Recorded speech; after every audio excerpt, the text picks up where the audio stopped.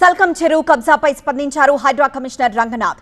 ఫాతిమా కాలేజీలో పేదలు చదువుతున్నారా లేదా అనేది మాకు సంబంధం లేదు.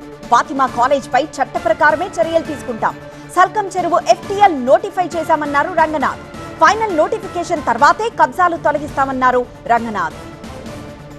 కాలేజ్ అనేది అడుగుతున్నారు, బట్ అదే వాళ్ళకి సంబంధించిన వాళ్ళదే బొమురుగు దోలా దాంట్లో కూడా మేము యాక్ట్ చేసాం కదా.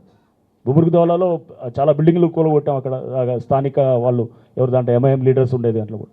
సో అంటే మనం నేను అనేది డు నాట్ ఐసోలేట్ ఆర్ ఒక్క దీన్ని ఫాతిమా కాలేజ్ ఒక్కదాన్ని అనేది చూపించదు. అన్నీ ఎక్కడెక్కడైతే ప్రిలిమినరీ నోటిఫికేషన్స్ అయినాయో అక్కడ వీఆర్ ఇప్పుడు గండిపేట చేసాము. ఏది we are removed encroachments. Himayat Sagar ఎందుకు చేయలేదు? Same thing, there is notification అయిన తర్వాత then we'll have to act natural. So once a notification is done, preliminary notification అయిన తర్వాత ఫైనల్ నోటిఫికేషన్ ఇస్ డన్. మేము ఇక్కడ మళ్ళీ ఏది ఇక్కడ చేసాం, దేవరం జైల్లో చేసాం ఒక ప్రగతి రిసార్ట్స్ అని. ఫైనల్ నోటిఫికేషన్ అయిన దాంట్లోనే we have remove that community hall. నాకు అక్కడ వాళ్ళు పేదలు చదువుతున్నారా లేకపోతే ఇది అనేది నాకు సంబంధం లేదు. అది ఒకటి ఓకే, అదొక ఫ్యాక్ట్ అంతవరకే. బట్ రేపు చట్టాల పరంగా ఎట్లా యాక్ట్ చేయాలో అట్లానే యాక్ట్ అవుతుంది అంతే. అన్ని చట్టాలు ఎలా ఉన్నాయి, అన్ని చెరువులకు ఎలాంటి చట్టాలు ఉంటాయి, ఫాతిమా కాలేజీ ఉన్నటువంటి సల్కం చెరువుకు అలానే ఉంటుంది, వేరే చెరువులు కూడా అదే చట్టం. అది అలా. సో హైడ్రా కమిషనర్ రంగనాథ్ ఇలా సల్కం చెరువు కబ్జాపై స్పందించారు.